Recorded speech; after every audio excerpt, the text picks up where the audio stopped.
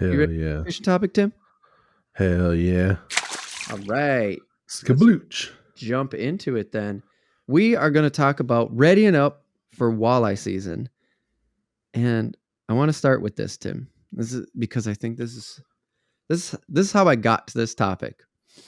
Okay. I just wrote down in the doc, what's a kicker engine for walleye fishing? And I was like, maybe that's enough for a topic. And then I'm like, oh, that's a motor. Okay. But then it made me think about, oh yeah, okay. Walleye season's around the corner here. Let's talk about it. We've talked about walleye. We've talked about spring fishing, summer fishing. We've talked about this a bunch. Yeah. Not in the way we're about to talk about it. Not in this like format. You know what I'm saying? Sure. All in one place. So let's jump into it. Kicked off by the kicker engine. Kicker. Hell That was how we started this. And it's always on Mother's Day weekend. Every time. Here in Minnesota. Every time. I don't know. It seems like. Pretty close. It's always that's the old saying though, right? Like that's the old, like the lore around Minnesota. It's always on Mother's Day weekend. I want to say like last year it wasn't though. I feel like recently it hasn't fallen on Mother's Day. Yeah, I feel like we talked about it last year. Yeah, or I'm sure we did. Whatever.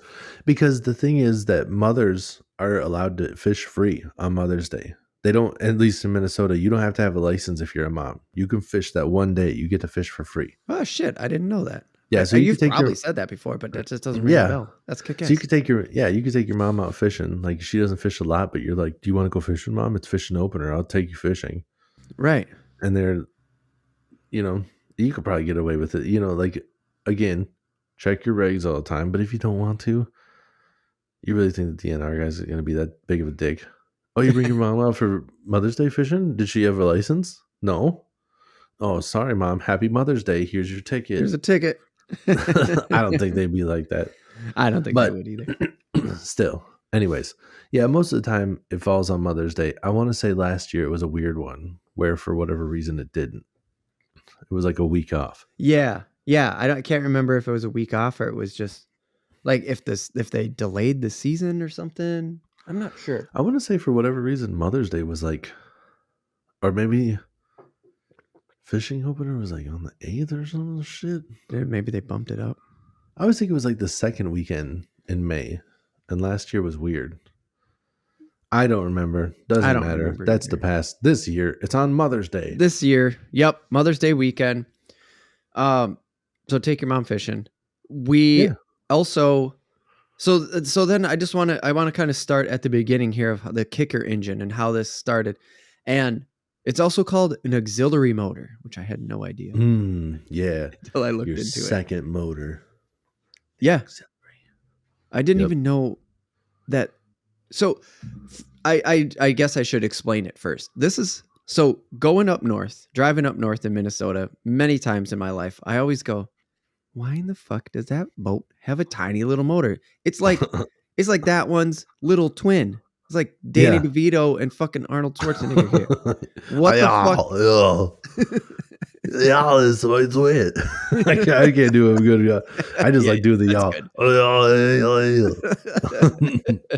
That's good though. Yeah, he's a tiny motor. It's just so bad that it's good. Like it's just so like yeah. I just like the fucking noises he makes. Oh man. Okay, so yeah, I mean that was how I literally remember seeing one of these things for the first time. Is like it was literally a small version. It was like seeing the Hot Wheel version of like your dad's truck. Right. You know? Yeah. It's like a tiny. I got the Hot Wheel version of my dad's truck. Like that's what it was in my brain the first time I saw it.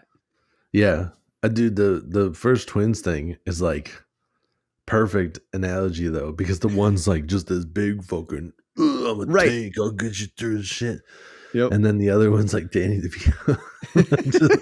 I'm just picturing him singing that song, that one song where he puts on like a little pageant show in Always Sunny, and he's trying to get. He comes back, and he's trying to tell him that we got to make a song about not diddling kids. And like the if you make a song about not diddling kids, everybody's gonna think you're diddling kids. And he's just like, it should be like, do not diddle kids, definitely not diddling kids. Gotta be big, older than my daughter. Fucking A, dude, that's a good show. Oh my god, that show is so funny. Twins is a good movie too. Good, like bad, good. Right. I haven't seen it in so long that I just don't have. But it's probably going to come on Netflix soon. I mean, they just got Kindergarten Cop, so they got to be working on. Is that the one where he gets pregnant? Or no? No, different one? That one, isn't that the same movie and like same concept? Just isn't that him and Danny DeVito again? It could be.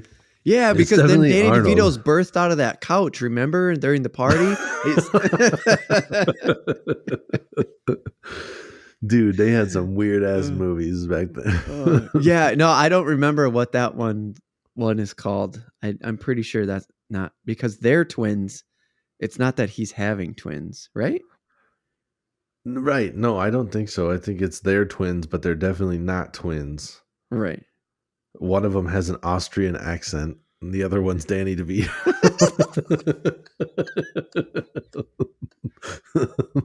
Yeah. Yes. Okay. Oh, okay. Yeah. Back to motors. Back to Walleye. Yeah.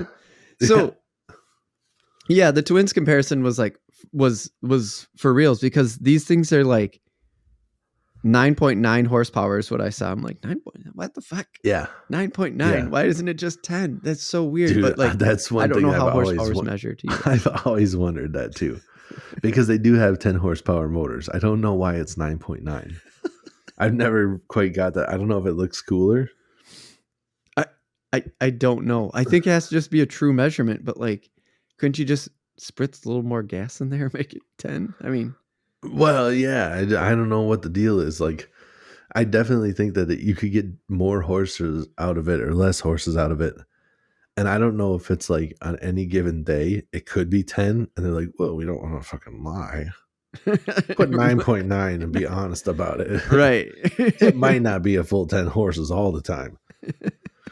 Because the air density can change too. When it's colder, you have more horsepower. Right. So it's not 10, I think it's so close that maybe it's literally like a not false advertisement. Like, yeah, it's most of the time 10. But when you're dealing with this humid, hot, sticky air, yeah, and you have, there's water in the air and it's not as dense and shit. Right. It's hot air to begin with. Yeah. We're looking at like 9.8, and I don't want to be a fucking liar, So. But I really don't know. Yeah, no, I don't know either. I read that there were some over that, but like that was just the most common one. And now to hear you say it, you're like, yeah, I see that all the time, right? Like, yeah. And the thing that the reason for me why this got a little complicated was like, oh, there's like different ways to mount these, and then sometimes they're actually backup engines on some boats, but they're trolling motors for walleye. And I'm going, okay, this is a lot more than I thought, but this is definitely not a full topic. Right. And then it gets into like the steering and shit like that, where you can have them like hooked up to the console. So they're like, and so they just like the auxiliary engine moves with the big engine at the same time. Yep. And I'm like, whoa, but what if it's up and locked when you're cruising? I don't know, man.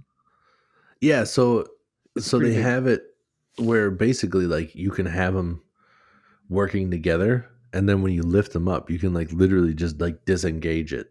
So it's not when you're using the big motor, it's not even in the water. Yeah, and then it's like it's just like totally cut off. Like it doesn't start. It doesn't steer. Yeah, it won't. It won't do nothing. Most of them. Well, I wouldn't say most of them. A lot of them back in the day always used to be like the pull start, because it was a small motor. It was easy to just pull start it real quick. Oh, sure, yeah, just a fucking lawnmower. Yeah, but now I'm sure everything that's new is push start. You just walk back there. Maybe even has a button on the thing. Yeah, probably. Boom, there you go. Yeah. But so the kicker engine is, like you said, for walleye and trolling and stuff. Yeah. There's a couple of different reasons that it's nice. Yeah. 'Cause this is where I'm like all in. I just want to hear what you got to say because I'm fucking confused by these things. So back in the day, before people had like the kicker engine is nothing new, but there were less of them out there back in the day. Sure. And people would like back troll a lot. What's that because so you would drive your boat backwards. What? You would put it in reverse. Like if you had a tiller, it's done with like tiller engines, not with the center console. So when you're a tiller, it makes it pretty easy to drive the boat backwards because you have. Are you familiar with the tiller? You know where you got the handle? That's where you drive the boat out the back, grumpy old man style. Yeah, exactly. Yep. Yeah. So you're already sitting in the back of the boat, and then you just drive it backwards. Sure. So when you're trying to troll, sometimes trolling at a slower speed is necessary.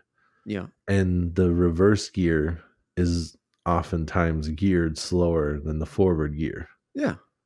So you're putting it in reverse, and then when you're not driving the boat forward, it's a lot more resistance in the water too. Because it doesn't have the point in the hull. Yeah. Right. Yeah. So it's like usually flat boats backwards. Are flat backed. So yeah. Right. Okay. And if you ever see any of the boats, like if it's a tiller and it has those big plastic pieces that are in the back. Oh yeah. They'll have like rubber boots and stuff. That guy back trolls. Those plastic pieces are because if there's a little bit of wind, that flat side is just smacking into the waves and it's fucking kicking up water. So you get those plastic pieces. Yeah, dude, that would suck so bad. Yeah. I was just picturing a cold, windy day. No, in every way. On there. Fuck. Pop, pop, pop. It's just shooting. You're just like, yeah, it's like riding a flume all fucking day long. Yeah. You just... I bet it's like one of those things, you know, where you're out on the water for a while and you like get done and you have that, like, you feel like you're still moving sea like legs. This. Yeah. You just see him at dinner, just like going, flinching, just even getting hit with water all day. Shit. Just been conditioned to it. So anyways, sometimes trying to get slower is a big deal. And that kicker motor allows you to do that way better than using your big motor. Yeah. And at the same time, you're using far less gas. Maybe your big motor can slow down to that point, but your 9.9 horse motor barely moving is going to use so much less gas than your 150 horse to 300, especially if you're dealing with those guys that got like 350, 400. Right. Like you don't want to be barely moving on that thing. Plus, they probably can't barely move. They're probably slowest speed they can go is like 4.5, 5 mile an hour. Okay. So that's too fast. Yeah. That is too fast. Okay.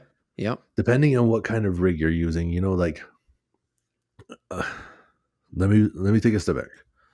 It's not too fast always. Okay. Oh. Before I just go, you never do that. Sometimes you do that.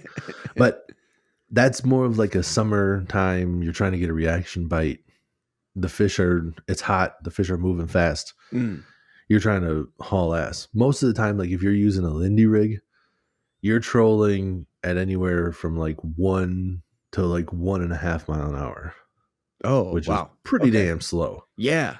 Like my dad's boat, I think when you're in first, like, or not first, when you're in forward gear. Yeah. Like just the first click out of neutral. Yeah, exactly. The first click out of neutral and you got like no wind or anything. I want to say the slowest he can go is like 3.2, 3.4. Yeah. So you're moving pretty good. Yeah. Which is not a bad speed if you're trolling like crankbaits. But if you're trying to troll a Lindy rig where you're dragging, where it's a weight with a line and then you have a live bait. Okay. You know, like a minnow or a worm or even like a harness. Where there could, you know, different style blades could achieve different style speeds. Right. But you could put like a spinner rig on there and then you're pulling it like that. So it's really all about being able to troll the speed you want, having the Yeah. ability to control it.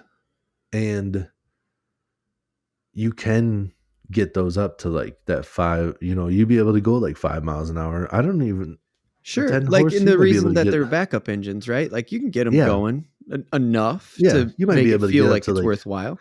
yeah, you might even be able to get up to like 6 or 7 miles an hour if you're going wide open. But if you wanted to troll those for bigger fish too, like some people have the kicker because they're musky fishermen. You can turn that shit up and Oh. go, at a decent, because even going wide open in your 9 horse Yeah. is going to be more fuel efficient than idling Then idling in your your, 350 or yeah, whatever. yeah, Yeah, yeah, exactly. makes more sense. Yeah. Yeah. And the reason that you would have that over a trolling motor, because a trolling motor Yeah, should be this able was to do my the same question. This thing. is another part. Yeah, you're hitting it. Yeah. So a trolling motor should be able to do the same speeds, Okay. but the battery is, The you limitation on you that. you're right. And Yeah. you don't want to kill your battery, because if you get to a spot where you want to be able to stop and move around, that's where that excels. So when you're just trying to stroll in a straight line, Oh. you have a big enough gas tank that you could troll for hours on end with Right. a 10-horse motor. Right.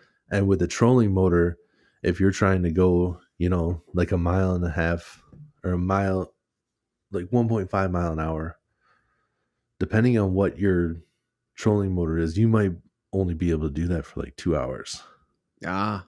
Yeah. before it's It's not dead. going to get you your all day walleye fishing. Right. Yeah. And depending on how you have stuff rigged up, because a lot of people don't have a secondary battery for their graphs, their battery's running their trolling motor and their depth finders and stuff. So Oh. when you start using because I've run into this because I don't have a kicker motor, where you're using the trolling motor to try to troll at like 2 miles an hour or whatever, Mm-hmm. and then the trolling motor doesn't die, all of a sudden your graph says low voltage and shuts off. And you're like, Oh, fuck, shit. dude. So now it's like I can drag this crankbait blind at this speed, or I can give up and go get a different battery or whatever it happens to be. Sure. So, I mean, That, that's the biggest stuff right there. yeah. Yeah. No, that's exactly my question about it all. Like, that was, you would just answered all the questions because I was just like, if you have a troll motor, then who cares? Like, why? But the one that really hit me that I just didn't even cross my mind was the nimbleness of the electric trolling motor. Like, if you wanted to Mm, switch, if you weren't just having luck deep and you're out walleye fishing and you weren't having luck deep, you might go up to the weeds and start to kind of just like get yourself around yeah. quickly and nimbly. Like that electric motor is just like on a snap, it turns 360. It just does so much more, Oh, where for sure. trolling the deep edge, throw out that kicker and fucking roll that edge. Just go. Right. Yep. Just go for sure. Yeah. Yeah. they Speaking of, have oh, they yep. have electric. They have like a little like electric kickers too. Oh, sure. I bet that, yeah. Yeah. They have like the Minn ones that go on the back and stuff, but those for me, I've never really understood, because I guess I mean you could have like a secondary motor for just, or a battery for just that, Right. but I mean they are considerably cheaper too, I guess, The electric ones. when you get the electric ones. Yeah, but you got to Oh, keep wow. charging your battery. The Yeah. gas motors are not cheap. Wow. It doesn't matter what kind you're looking at. With 10-horse, I should Yeah. just, I didn't expect that. I would have expected the electric engine that size and that specific manufacturer and purpose would actually be more expensive, because I figured it would have been just a newer technology, something that just isn't well manufactured. Usually as you get deeper into the manufacturing process, things get more efficient and blah blah blah, and you think, oh, kicker engine has been around for 100 years. yeah, Or I should say, it's not even necessarily the kicker engine, just little engines like that, like, you know yeah. 10 horse Well, little I guess popper. so. On a quick Google, I guess it's kind of a horse apiece in some situations. Sure. I mean, the kicker engine, depending on what you're looking at, some of these like 9.9 horse Merc, I guess like 2,300. Mm-hmm. So that one's not too bad. I mean, there's another person that has it for like a brand new, like the EFI nice brand new Mercury Mm-hmm. is 3,500 according to this website, which is not the same as the EFI is like the cooler, newer looking motor. Mm-hmm. But the electric kicker from Amazon from Minn-Kota is $36.99. So I thought they were cheaper. Oh, so I guess. But in this case, you're looking at almost the same. Well, except for the cheaper engine. Right. And when you're looking at a Minn-Kota electric engine, I mean, that's going to be its top of the line one, I'm sure. The top line option right out the gate. Yeah. Okay. Well, wow. Yeah, I don't know. I just didn't even realize the speeds too. Cause I was like, how this little gas engine, it's gotta get a little cook on it. But you can get it down there for this. Yeah, for sure. Yeah. Yeah. All right. So speaking of the Edge, I was talking about the map and riding the Edge with the kicker engine and stuff like that. It's like where to go. Yeah. Wherever you are outside of Minnesota, you know, I don't know much. I don't even know that much about walleyes in Minnesota, but just walleye tends to be a well-stocked fish kind of anywhere. If there's walleye, right, they're stocking it because it's one of those fish that people are spending money to come and fish. It's a sport fish. Like that's just the way I'm going to put it. So if you got walleyes around, you can find walleyes in your area, then there's going to be walleyes. Just start looking around. But, you know, don't, it's not like these things are living in Georgia and Florida. This is sort of a northern fish. Right. So, I mean, it seems like there were some outliers down south, but again, I think it has to do with stocking and stuff like that. And they must just be able to keep them going. But anyways, where are you going to go? Here in Minnesota, I found that they had a link on the DNR website that says top walleye lakes. But then it just took you to the 10 biggest lakes in the state. And I was like, well, I mean, that's just proof of like how this is a northern style fish, you know, like this is a cold water fish. Sure. Yeah. So I just kind of laughed at that link and went, okay, yeah, I mean, I'm sure they are. They're giant bodies of water up here where the walleye do well. Like, but I know, we always talk about this. I know that fishing it's all about the weather and the water temps and all that stuff. If you're going out on this weekend, knowing how the weather is and stuff like that, like where would you go, Tim, or how would you go about like for opener? Yeah, for early season, like it's basically first couple weeks of walleye fishing. Shallow. You're going shallow, dude. You're going shallow. Yeah. So what if I were to say this quick? I found, so again, back to the local news. Like I understand not everybody can be where they're going to go fishing because here in Minnesota, we travel. So speaking of that, I looked up some local Brainerd news. Yeah. And they had a good article on there. Yeah. And I was like, hey, yeah, go look up some local news. Like if you know where you want to go, now we'll get back into that. But if you have a place that you want to go look up some local news. Because I found this article in the Brainerd Dispatch and it says spawn's done, dude. That's what they're saying already? They spawned already because of the weather. It has to be because of the weather. Yeah. There's reporting. Yeah, there was a guy out there and he's like, yeah, I'm asking around. And everybody's like, they're spawned out already. They're spawned out. Yeah. So Yeah, keep going though. I Yeah. don't mean to take away from it. Well, no, Because no. also you're speaking general rule too, kind of in a way. Yeah, yeah. So, I mean, I think that even helps you narrow it down for the most part to start out. Yeah. Because sometimes when they're still thinking, like depending on which lakes you're on and stuff, they've went up into your creeks or wherever they're spawning and stuff, and then they start moving back out into the lake, and you might catch them transitioning. Well, now they're done, so they're going to be where the fish are. And if it's cold, I love that. like the water's still cold, they're going to be up shallow with everything else. Oh, Everything's shallow right now. right. Dude. They just don't want to be that cold, even being a colder water, like deep water fish in the, again, generalization of a walleye. Yeah. You're like, nah, it's really fucking cold out there still. Dude, and I have learned my lesson when they, like this time of year, it depends. Every lake is different. The fish's temperament is different.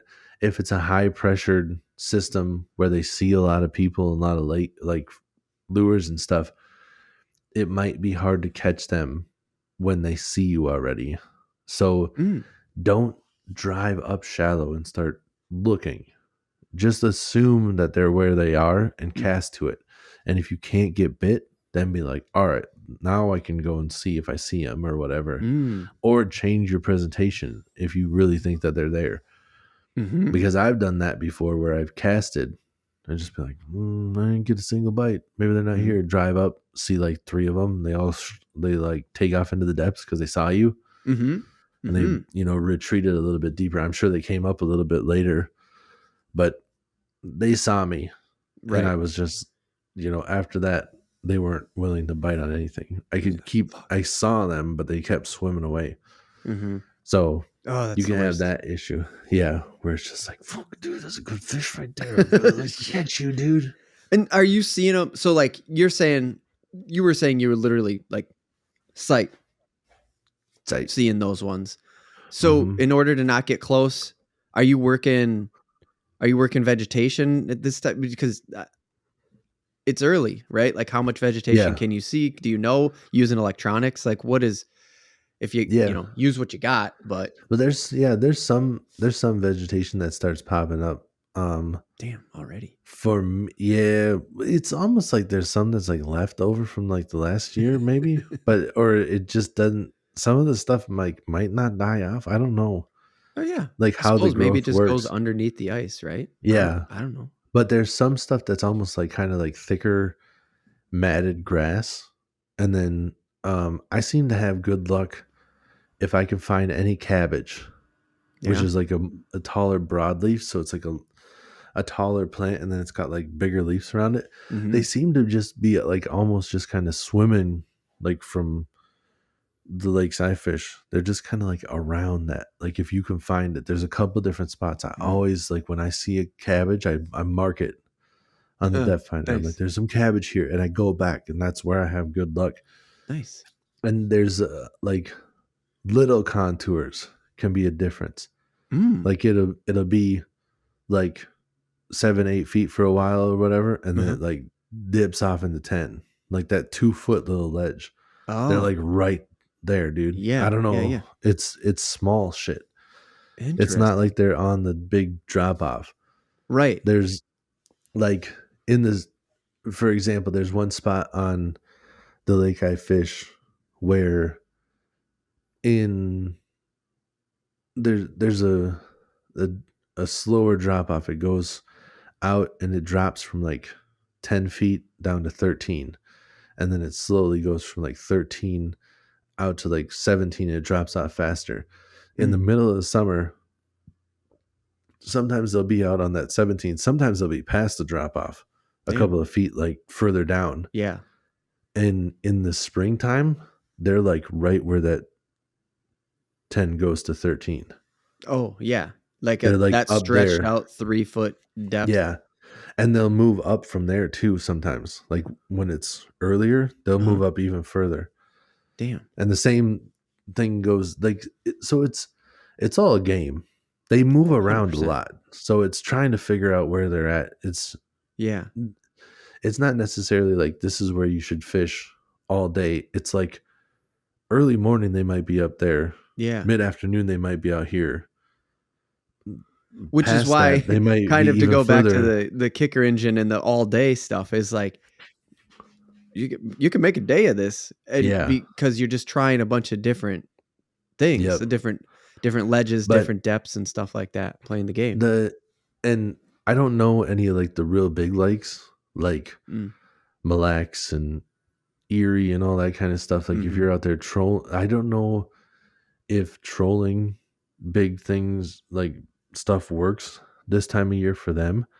I Mm. see people trolling the lake I fish all the time. They'll Mm. just get in like a pontoon boat and just drag shit behind there. Oh.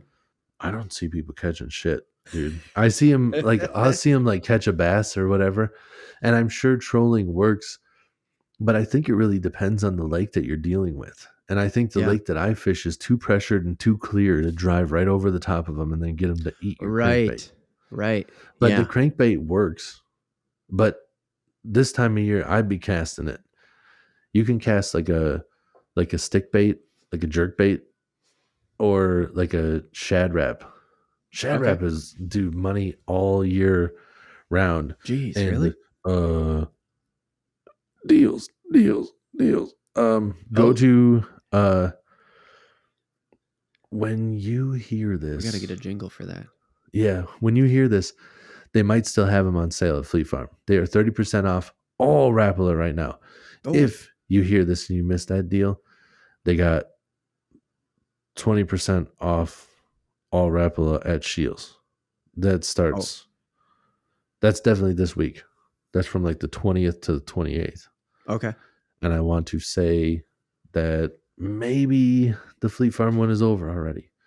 So sorry if you missed it. Fleet Farm has a better deal than Shields, but Shields has your deal now.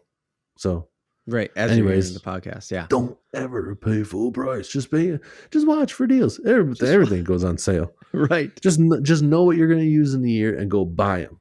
I've been having my eye on these Magnum jigging wraps Okay. or whatever they're called. I forget. I think they're jigging wraps. I get confused because all their names are so close together. Uh-huh. I think that one's called a Magnum jigging wrap. Anyways, I won't be using that till later in the summer. It's not something that you'd be using in the springtime. Oh. But I bought 6 of them because they had them 30% off and they're brand new. And I was like, I'm buying these now because I know I'm going to lose some and just right. need to go get them when they're on sale. So There that's you how go. I roll. Yeah. Before, Anyways, what were you going to? Oh, I was just going to say, I would be doing my best to cast. If you can, do your best to cast as far as you can. If you bass fish sometimes, get that shit. I mean, you could cast pretty far on a spinning setup too. And I suppose it depends on what you're fishing and how you want to fish it. But you can fish them slow. If you get like that suspending jerkbait, you can cast it out. You can straight retrieve it. You can pop it. You can pause it like you're fishing for bass. There's a chance that walleye are coming up and eat it if they're right there. Mm-hmm. They're all feeding right now. They're all in the same spot. You can't target bass, but you can target walleye. And if a bass eats it, you're going for walleye. Whatever, dude. That's what you're doing. But seriously, like this time of year, you can fish them a lot the same. It's just that you have, for the most part, you don't have to. You can try whatever you want. But like the stick baits work. The long, skinny, skinny fishes. Yeah. It's a stick bait. Oh, okay. Like that. For the audio listeners, yeah, it's long. Yeah. If you're not familiar with the stick bait, it's the long, skinny fish. Yeah. And so this is a jerk bait. This is a KVD Strike King one. That would work. Cast that out there, work it like that. You can catch it with those, or like the if you don't really want to like pop it and you just want to cast it out and reel in, the shad wrap has a faster vibration. This one, if you were to cast it out and just reel it in, would just kind of like move slow, like back and forth. It's not really meant to. It doesn't have a bill on it for that. It's more like you kind of pop it on a slack line and it kind of like jerks back and forth and kind of moves weird. You can work it fast. You could cast that out and you could reel it in. It would work. Like Yeah. the husky jerk is one that you can cast. That's made by Rapala. You can cast that out and just reel it in. Okay. That would work. That's like a floating. That's like the OG. Oh, is it? Yeah, that's like one of the OG Yeah. lures out there, Yeah. which also might help catch you some fish, especially on like pressured waters. Oh, If everybody else is out there casting the newest hottest shit, go back to the old shit yeah. because they haven't seen it Throw in a something while. new, right? Yeah. Well, new to the fish. New to them because Old. everybody's using the new stuff. You go Right. old, Right. know? So yeah, you It's- jumped into like what you're rigging and what you're using, or what you would rig and what you would use. And I saw shiners. I'm like, okay, Oh yeah, dude. but like shiners are alive. That's live bait, right? Shiners are live bait. Yeah. Yep. So you're saying some and yeah. So Well, you're you saying can- you were talking some artificials there. Shiners? Are you talking like is this? Are they talking like this is a Lindy rig situation, or what would you shine? No. What do you do with a shiner? No, so because the Lindy rig is like you're trolling it, and that's another one where you have Ah. to go kind of like straight over the top. So you could get away with it. Lindy rig is clear water, works a lot better. It seems like where the fish can see it. Mm-hmm. You could probably get away with trolling over a lot of different fish this time of year, depending on like the pressure, like if these fish are pressured, and depending on what the clarity is. If you're dealing with some murky water, I've heard of some dudes trolling these murky waters where it's like 6 feet deep and they're trolling shit right behind the boat. And they're catching fish because these fish aren't getting spooked by the boat. I think they probably get stirred up by the motor because they're like, what the fuck is that?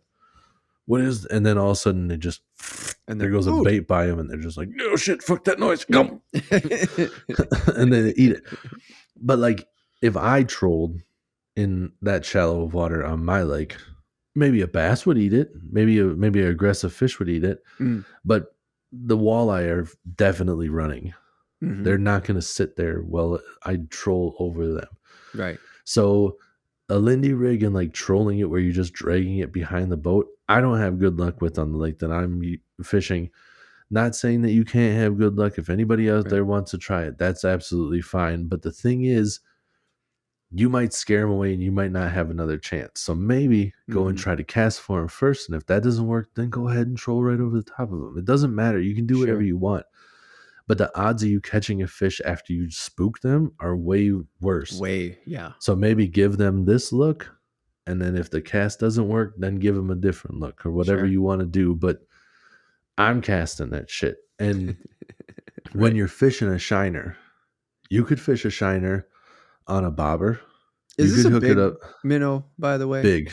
They're pretty big. Yeah, shiners are good size. Yeah. They're normally, like 4, 5, 6 inches. Normally like 3.5 to like 6 inches. Like 6 inches is a pretty big ass. Would be a big shiner, one, dude. yeah. But every once in a while you see them that big, and it's like, damn. But they seem to be bigger like that in the summertime. A lot of times I get like 3.5, 4-inch ones are decent size, and they're bigger and they're flatter on the side. They have a lot of flash to them, so they're really getting the they're really getting the attention of the fish, and they die easy.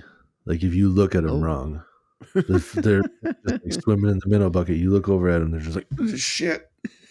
They float up like fucking fainting goats or something. Yeah. Right, exactly. Oh damn it! Shit. Belly up. So when they're kicking and they're flailing and stuff, that helps. But if you're fishing them on like a jig and a minnow, that makes it a little bit easier, where it doesn't really matter that much if they're still alive. Having the live minnow helps, because when you pause it, if the live minnow is like twitching as the fish is sitting there, because sometimes the fish might not really want to eat it too much, but you pop it up a couple of times, you make it kind of hop in front of them, and then it wiggles its tail as it's sitting there in front of it. It like entices it to smash that shit. Is this something that you'd rig more if you were going shore fishing for walleye during opener? Well, you could do that. Yeah, you definitely from shore wouldn't make sense, but it just sounds like from the boat as well. Jig and a minnow was like, that's what it used to always be. That's the old school go-to. Before like artificials really started making the scene and stuff. A jig and a minnow was like, this is what we use. We put a jig and a minnow out there. We're casting it out. We're working it back to the boat. Yeah. And yeah, you can definitely do that. Using a bobber also works with a shiner. Depending, yeah, you can hook a shiner on there. Hook it by like you can hook it in the mouth. You can hook it like just behind the dorsal fin, which is kind of what I like to do. Okay. Where that way, like even if it doesn't have the strength to like really swim around, it'll just kind of like twitch. And something will come.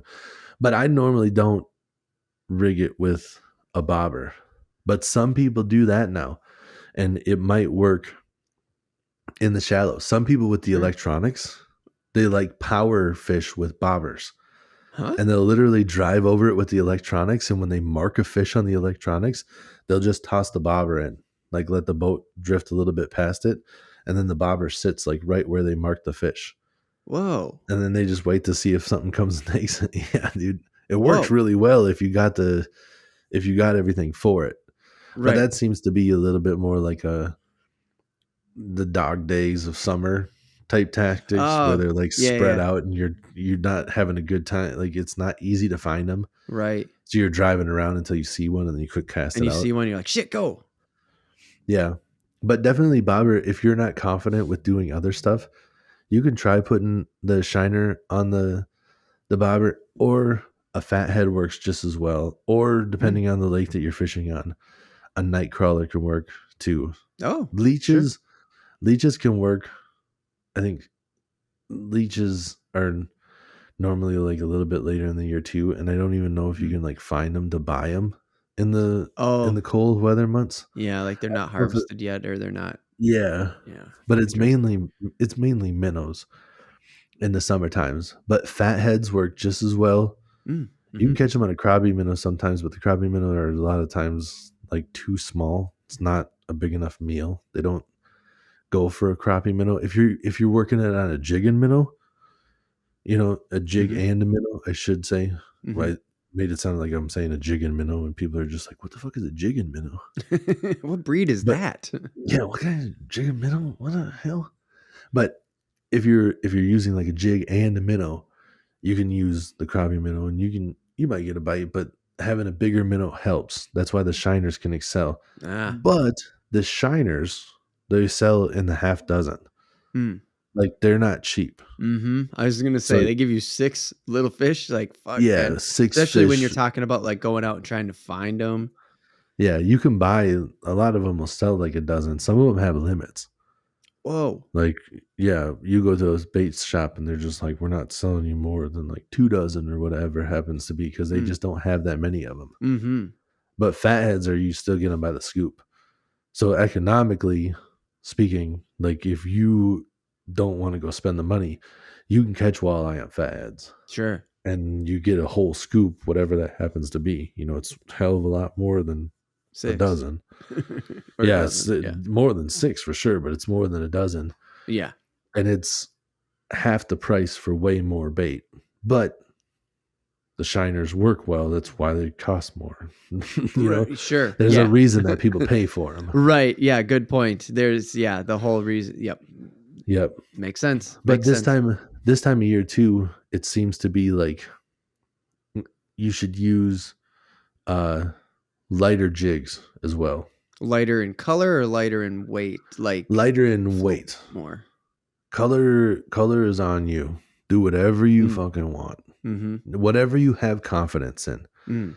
Brighter colors normally don't work as well in clear water, but that doesn't mean you're not going to catch them. I've used the brightest ass chartreuse you can think of in clear water, and I catch fish all the time. But I have confidence in like the greens and the blues. Sure. I know some people use pinks. I don't touch pinks. Orange. I use orange when I'm fishing for smallmouth because I have confidence in orange and pinks when it's for smallmouth, but not so much for walleye. But you can catch fish with those colors. It's not like they won't work. It's just otherwise it wouldn't even make it, right? Personal preference. Yeah. I used Do to you use remember that green. Seth Fighter video where he went into the U? Like, it wasn't the U of M, but like he went into that university and they were like analyzing the fish eyesight and the colors and all that shit. You don't remember that? I don't remember it. No. Fuck, man. I've Okay. seen a lot of different videos where they're always talking about that. I swear to God, you sent me that one. I'm going to have to look it up and I'll see if I can find it for you. Maybe. I Because I know really that they're thought, always, I mean, they've been talking about it forever. They talk about what the fish can use, like, you know, what the fish is able to see. yep. They talk about how the color actually shows as it goes down too. Oh, because as Like, it changes down, yeah, as the light, the sunlight yeah, penetrates different, it's going to that's an actually change the interesting color one. of the lure. Yeah, that's an interesting one. I bet. When you see people showing you that, where you actually see like, here's like 5 different colors that are real bright, and when you submerge them to a certain point, they all look like slightly different shades of blue. It look like almost, wow, like the oranges and the yellows and shit, cool. like almost disappear. Right. But like those neon colors and stuff, like, and that's where it really shows up. And the glow ones, I mean, obviously, Oh yeah, sure. that one makes sense. I would think that not all fish are out there eating it. Right. They're not smart enough to really think critically. Right. But I think there's like instincts that are just like, I ain't never seen fish glow no more. That's what. Right. Why is we don't have bioluminescence in this area? Yeah. That just don't seem right. It's real dark down here. He's light. What gives? You know? Just like weird shit like that. But I catch fish off glow. Like, that's one of my go-tos. Is like, I want it to glow. I want them to be able to see the lure. Nice. That's part of it, you know. You mean glow, like literally glow in the dark shit, like bioluminescence, like 100%. What we're talking about. Everybody makes it. I bought one of the Magnum lures that I bought was in the glow. Nice. It's a white body with a chartreuse face, which is like a bright greenish yellow color. And that's the part that glows, or like they spray glow over the whole thing? Whole shit glows. Whole shit. I don't know. Whole shit glows. Whole shit glows. There's also like UV colors. Oh, that's right. Yeah, which you don't even like, see, right? Like you can't really see the difference. Yeah, but they're like brighter and they pick up the UV rays differently and stuff. So yeah, I just take their word for it. I go, hell yeah, dude, he's gonna see it. Right. But yeah, dude, when you're casting out there, like I have real good luck on a green, like 1/8 ounce jig with a fathead minnow. That works. You can put that same shiner on there. Sometimes you gotta like get like a longer shank, because sometimes the fish won't come up and like commit super hard, and a shiner's a pretty big bait, so they might come and like grab the second half. And if you have a short shank little jig and it's just poking out, you know, the top of his forehead, they gotta inhale that whole fucking minnow if they're gonna get the hook. A lot of times they will. A lot of times they'll come and eat the whole shit. Yeah. But there's sometimes they're timid and they don't. So having that hook a little bit further back can help. And I feel like that sometimes does actually help with the fatheads, because the fatheads is more of a guarantee that they're going to eat the whole thing, because it's less of a bite, so they can eat the whole thing. Gotcha. And there's a lot of times too that I'm losing jigs like a motherfucker to northerns to just snatch shit up over and over. Because you're in the same range. I mean, just like you said earlier, with like you might catch a bass, but like it's a legitimate way to catch walleye. You know, in the same way you're around, you're going for walleye. There's probably some northerns out there ready. There's northerns out there, yeah. And I don't catch shit when I'm using in the waters that I fish. I barely catch any fish if I try to use a steel leader. I've tried it before. Like the walleye just pick up on that steel leader. Almost everything doesn't want anything to do with the steel leader, except for the. But I'll tie on like leader material, and I've been having better luck and not losing as many fish with that. But even with like 15-pound, they make fluorocarbon leader material that's stronger. Yeah, it's more abrasive resistance. It's literally made to like help you not lose shit. So you tie it on. They sell it in like 15 yards instead of God damn or like 15. Is it 15 feet? Maybe it's like 15 feet, and instead of your 100 Still. yards or whatever. But I you put that forget, whole thing or on, you 100 cut it feet. up and rig it up. Now you just cut it up. Okay, yeah, I was gonna say, you only God put on damn, that's so just like you got a 7-foot rod. What the fuck you doing with 15 Yeah. feet of a leader? That don't make no sense. Yeah. You only put on so much. Maybe you Right, do a that's little what I bit thought. longer. It depends on what you're doing. But I'll tie on that, and that way, it helps you not get bit off. That the whole line is lighter and it's see-through, and the fluorocarbon makes it harder for them to bite through. Gotcha. So that's what I'm rigging up. If we're talking about me, this time of year, I'm using like an 1/8 ounce jig, whatever jig you would like, whatever your favorite one is. Mm-hmm. I'm probably using green or blue. I've been really feeling blue lately. I just feel like not as many people that I see are throwing blue. So I'm have this where I want to give them something else. Nobody else is showing them something a little bit different. Mm-hmm. And then that's an 1/8 ounce, and I'm throwing it with the leader material, trying not to lose as many jigs because some of them are getting expensive. Like the Northland tungsten jigs are like, right. depending on what you're looking at, they're like $7-8 a pack for 2 of them. Damn. Yeah. You can go get like the VMC Moon Eye jigs or the Northland Fireball jigs. Those are like 6 packs for like $3.99, $3.60, something like that. So you like, there's cheaper options out there. You can go non-colored and just get a hammered like metal, just straight metal. That'll work too. That gives like a natural flash if you're just talking like straight lead color or whatever the fuck the color is. Right. It works. And what are you putting on? What are you putting on the jig? Fad or the shiner if I'm feeling saucy. But you're going live. You're going jig with live bait. Jig with live bait. A lot of times earlier in the year, I'll use artificials too. So I'm probably out there working both of them, just seeing what they feel. Sometimes I'll cast it out there and I'll kind of work it slower with live bait. And if I'm not getting bit, I'll put on the artificial and I'll work it faster. Oh, right on. And it depends on if I feel like I see a fish, or I feel like there's a spot that I want to try. Like this one's a little bit weedier. The live bait doesn't stay on the hook as well through the weeds. I could put fake bait on and just rip that shit right through the weeds. It don't matter. If I try to rip the live bait through the weeds, a lot of times you're losing your minnow. You get caught. Yeah. All right. But that, or I'm casting, like a stick bait or something else, casting it as close to the shoreline as I can get before I move up. A lot of times I'll hit that like 10 to 13 feet, especially if I know where there's a little transition. I'll try to fish that first, and if I get no luck there, I'll move in even shallower. And I'm casting way, way up shallow. Yep. Nice. And then it comes down to just trying to figure out where the walleye are in your lake. Right. Which if you go to our episode 85, we got lake maps. We talked about lake maps. We touched on lake maps in this episode right now, as finding those drop offs and working those tight edges and stuff like that. So lake map, just check it out. 85. Wasn't that long ago. Yep. I do have 2 segments here before we wrap up, but we got we're talking 10 minutes left, maybe, that before I want to wrap this up. So I'm going to skip over one because I think I can make a full topic out of it. Cooking, and we've already talked about cooking fish and stuff like that, but who cares? I want to go into it just quickly because you already touched on it.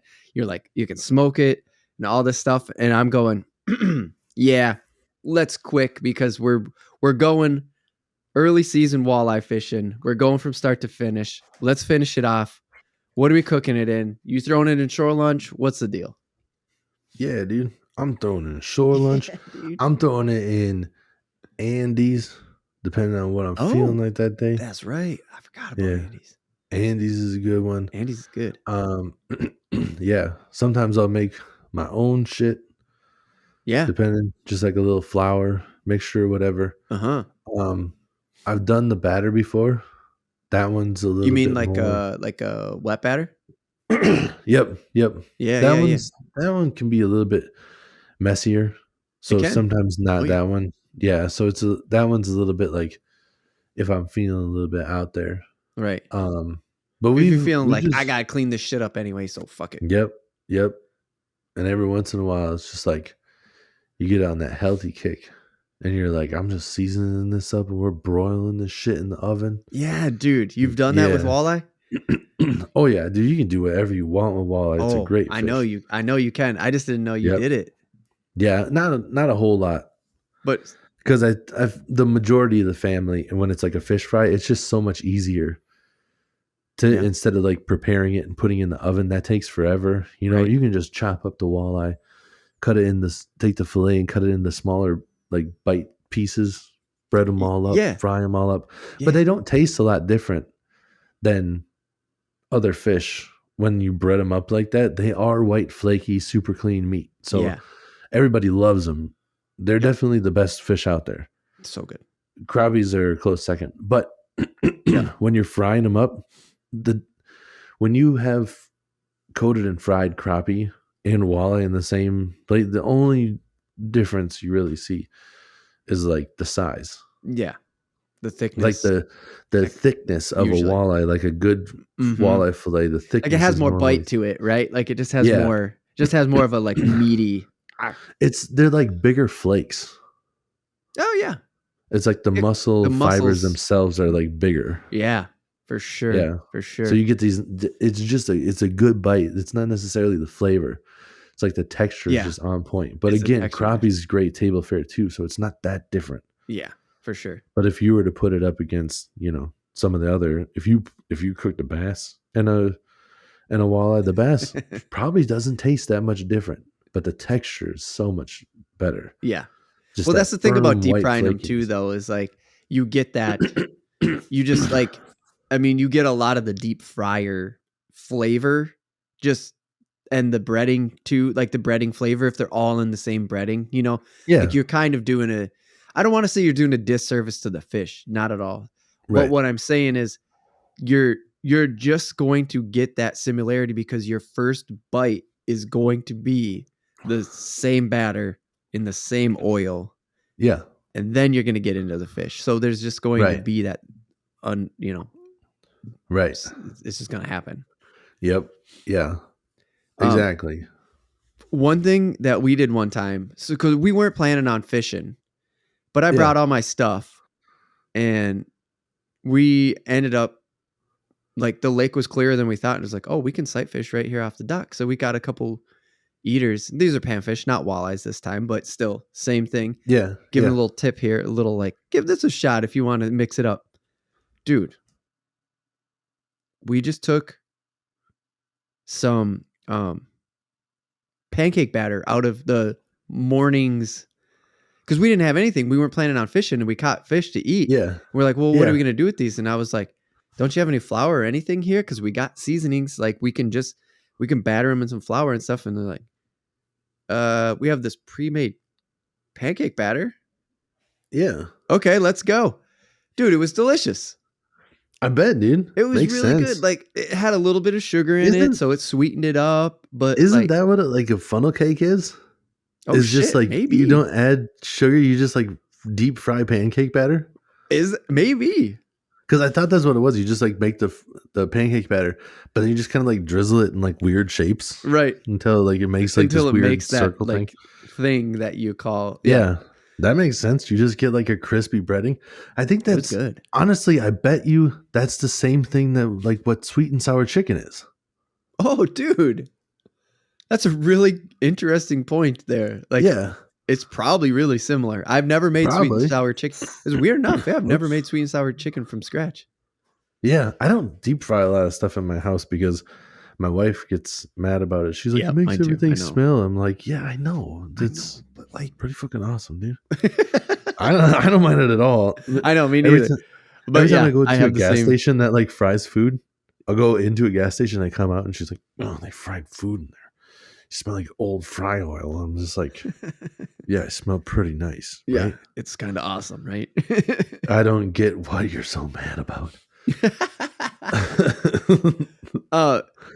Also, one quick one is I've made it really simple. Just get some cornmeal, some flour, salt, pepper. That's it. That's all. Like that's Yep. the most simple, basic shit you need, and that's just good. That cornmeal gets that little extra texture in there.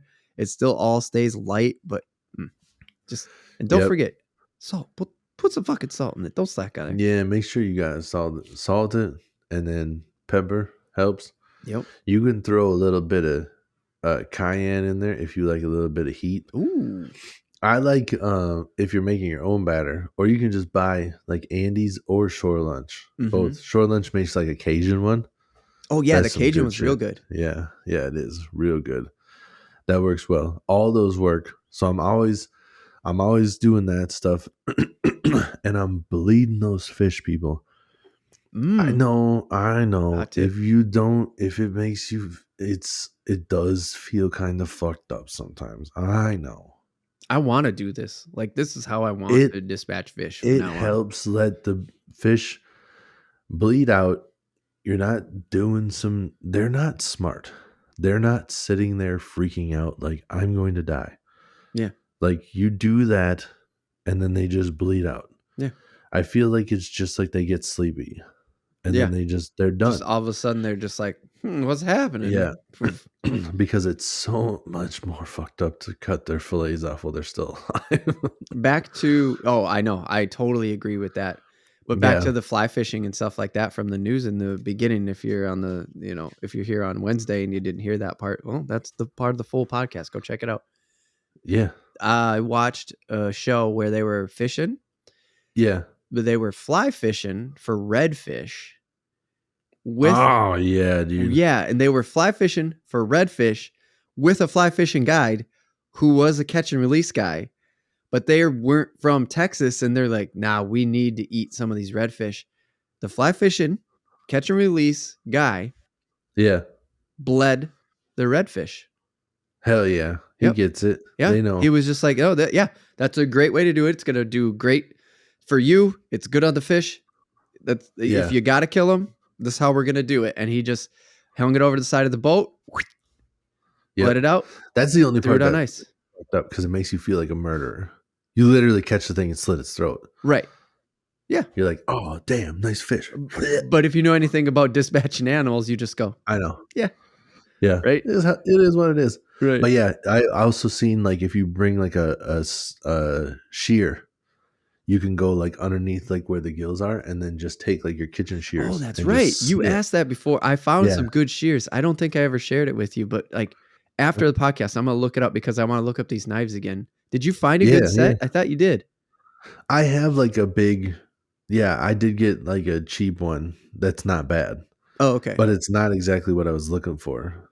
It's not like gotcha one that has like the crazy, leverage. That's literally like, I want one that's like made to cut through bone, right? Like one of those kind where it's the one that like will cut a fucking chicken breast, right? Or like spatchcock a chicken.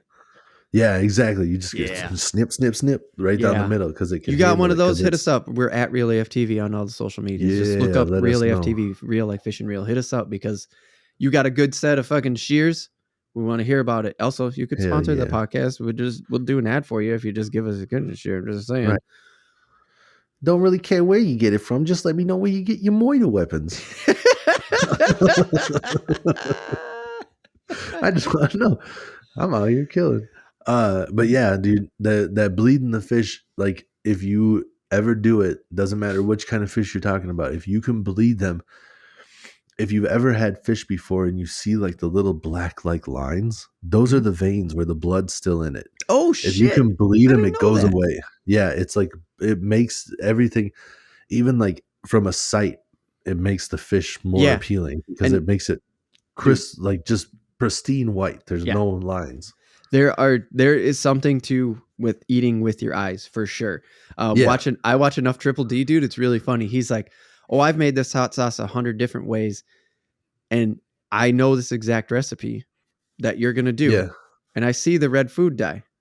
You need the red food dye. Every time I make it without the red food dye, people do not taste it the same. That's crazy. Guy said that straight up. He's like, I know why you have that red food dye. If you doesn't look that way, people taste it different. I'm like, fucking so crazy. Yeah. I can't remember what it is. Oh, my mom. She makes beer cheese soup, Okay. and it calls for using yellow food dye.